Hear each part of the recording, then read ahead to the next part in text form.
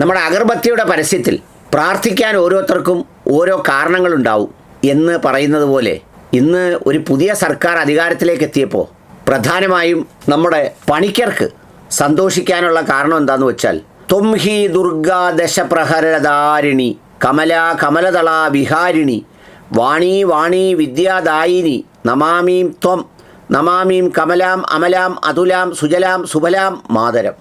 ഇത് ചൊല്ലിയ വേദിയിൽ കുഞ്ഞാപ്പയും സാദുക്കലി തങ്ങളും പിന്നെ നമ്മുടെ നിയുക്ത മന്ത്രി ഇപ്പോഴത്തെ മന്ത്രി എൻ ഷംസുദ്ദീൻ അവറുകളും നിൽക്കുന്ന ചിത്രം വെച്ച് അദ്ദേഹം ആവേശപൂർവ്വം വന്ദേ മാതരത്തെ ചേർത്ത് പിടിച്ച് പടവിട്ടിരിക്കുക.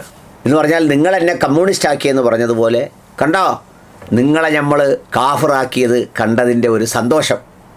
വന്ദേ മാതരം കേട്ടെന്ന് വിചാരിച്ച് കാഫറൊന്നും ആവില്ല.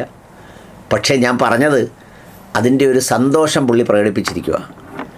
യഥാർത്ഥത്തിൽ വന്ദേ മാതരം ചൊല്ലിയതല്ല പണിക്കരുടെ വിഷമത്തിന് കാരണം. പണിക്കർ സ്വപ്നം കാണുന്ന ഒരു കേരളം പണിക്കരുടെ ജീവിതത്തിൽ ഈ കാലത്ത് കാണാൻ കഴിയുമോ എന്ന ആശങ്കയും ആമാശയശങ്കയും മൂത്രശങ്കയും ഒക്കെ ഉള്ളതുകൊണ്ടാണ് പണിക്കർ ഈ കഷണം മുറിച്ചിട്ട് സന്തോഷിക്കുന്നത്. പണിക്കരാതി അടക്കമുള്ളവർ എല്ലാവരും വിചാരിച്ചിരുന്നത് ഇവിടെ മുസ്ലിങ്ങളും ക്രിസ്ത്യാനികളും തമ്മിൽ അങ്ങോട്ടും ഇങ്ങോട്ടും കൊരുക്കും, വലിയ വിഷയമാവും. വെള്ളാപ്പള്ളി നടേശൻ സാറ് പരസ്യമായും സുകുമാരൻ നായർ സാറ് രഹസ്യമായും നമ്മളെ സഹായിക്കും, നമ്മൾ വാരി പിടിച്ച് കയറി വരും എന്നൊക്കെ വിചാരിച്ചിട്ട് ആകെ 3 വീണുള്ളൂ. എന്ന് മാത്രവുമല്ല, പലയിടങ്ങളിലും നേരത്തെ ഉണ്ടായിരുന്ന ഒരു ഉത്സർജനം കാണാനുമില്ല. ആ സാഹചര്യത്തിലാണ് ഇത് വെച്ച് കാച്ചിരിക്കുന്നത്. പണിക്കരെ ഇങ്ങനെ നിന്നത് കേട്ടെന്ന് വിചാരിച്ച് അവർക്ക് ഇഷ്ടമല്ലാത്തതോ അവർക്ക് വിശ്വാസമില്ലാത്തതോ അല്ലെങ്കിൽ അവർക്ക് താല്പര്യമില്ലാത്തതോ ആയ ഒരു കാര്യം കേൾപ്പിക്കുന്നതിന് അധികാരവും ഉത്തരവും ഉപയോഗിച്ച് ചെയ്യുന്നത് യഥാർത്ഥത്തിൽ ധൈര്യവന്മാരൊന്നുമല്ല, ഭീരുക്കളാണ്. എവരാരും പരാതി പറഞ്ഞിട്ടല്ല അന്ന് ഇഷ്യൂ ഉണ്ടായതും. അന്നത്തെ മഹാരഥന്മാരായ മനുഷ്യർ അങ്ങനെ ഒരു വിശ്വാസത്തെ ഹനിക്കുന്ന ഏതെങ്കിലും ഒരു സംഗതി പൊതു താല്പര്യമാക്കണ്ട, പൊതുഗീതമാക്കണ്ട, അല്ലെങ്കിൽ പൊതുഗാനമാക്കണ്ട എന്ന് തീരുമാനിച്ചതിൻ്റെ അടിസ്ഥാനത്തിലാണ്.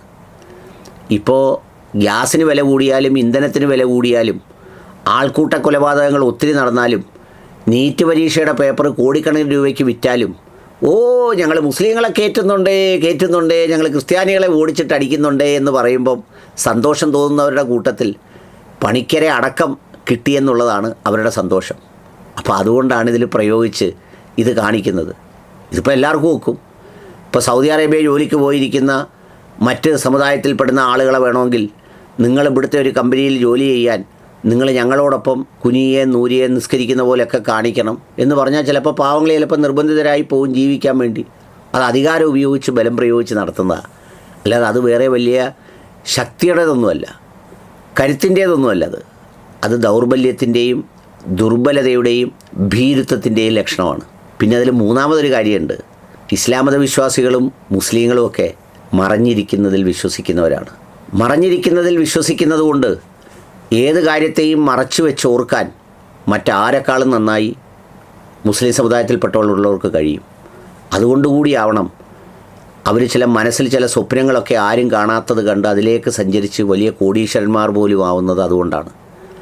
ഞങ്ങളുടെ അള്ളാഹുവും പ്രവാചകനും ഒക്കെ രൂപങ്ങളായല്ല മനസ്സിൽ വരുന്നത്. അങ്ങനെ കാണാനൊരു രൂപങ്ങളും ഞങ്ങളുടെ മുന്നിലില്ല. അതുകൊണ്ട് തന്നെ ഇനിയിപ്പോൾ ഇതല്ല ഏത് പാട്ട് പാടിയാലും ഗണഗീതം പാടിയാലും ആ നോക്കി നിൽക്കുന്ന കുഞ്ഞാപ്പയുടെ മനസ്സിലും തങ്ങളുടെ മനസ്സിലുമൊക്കെ ചിലപ്പോൾ ഞങ്ങളുടെ ഖുർആനിലുള്ള വാചകങ്ങളെ ഓർത്തുകൊണ്ടായിരിക്കും അവർ നിൽക്കുന്നത്. അവരതാണ് ഓർക്കുന്നതെന്ന് പുറത്ത് നിൽക്കുന്നവർക്ക് ആർക്കും മനസ്സിലാവുകയില്ല. അത് ചൊല്ലണമെന്നൊന്നുമില്ല. ഇപ്പോൾ അൽഹംദുലില്ലാഹി റബ്ബിൽ ആലമീൻ എന്നും പറഞ്ഞിങ്ങനെ ഓർത്തോർത്ത് നിന്നാൽ, അല്ലെ അല്ലാഹു അക്ബർ എന്ന് ഹൃദയത്തിൽ ഇങ്ങനെ ഓർത്തോർത്ത് നിന്നാൽ ഈ പാട്ടൊന്നും ചെവിയിൽ കേൾക്കില്ല. ഹൃദയത്തിലാണ് ഇതെല്ലാം ഉള്ളത്. അതുകൊണ്ട് പണിക്കർ വിചാരിക്കുന്ന പോലെ 4 പാട്ടിട്ട് ഇതിനകത്ത് എഴുതിയിരിക്കുന്ന പോലെ എനിക്ക് പോലും അറിഞ്ഞുകൂടാ. ഇന്ന് അവിടെ ഉദ്ഘാടന ചടങ്ങിൽ ഇത് ചൊല്ലിയപ്പോൾ ആകെ ഏറ്റി ചൊല്ലിയത് ഇത് ചൊല്ലാൻ വേണ്ടി ഇങ്ങോട്ട് അയച്ച ഗവർണർ മാത്രമാണ്. ബാക്കിയുള്ളവരെല്ലാം ചൊല്ലിയത് ഫീല് വന്നതും മൂഡ് വന്നതും നമ്മുടെ ടാഗോറിൻ്റെ ജനഗണമന കേട്ടപ്പോഴാണ്. അതിൽ പ്രവാചകനും റസൂലും അല്ലെങ്കിൽ പടച്ചാമ്പുരാനും ഉള്ളതുകൊണ്ടല്ല, അത് സത്യത്തിൻ്റെയും ബോധ്യത്തിൻ്റെയും നീതിയുടെയും ഭാഗമായി ഓരോ ഭാരതീയൻ്റെയും ഉള്ളിൽ അലിഞ്ഞു ചേർന്നതാണ് തലമുറകളായി. മറ്റേത് കുത്തിക്കയറ്റുന്നതാണ്. അത്രയും വ്യത്യാസമുണ്ട്. അതുകൊണ്ട് പണിക്കരും കൊണ്ട് കുത്തിക്കയറ്റിക്കോ, കുഴപ്പമൊന്നുമില്ല.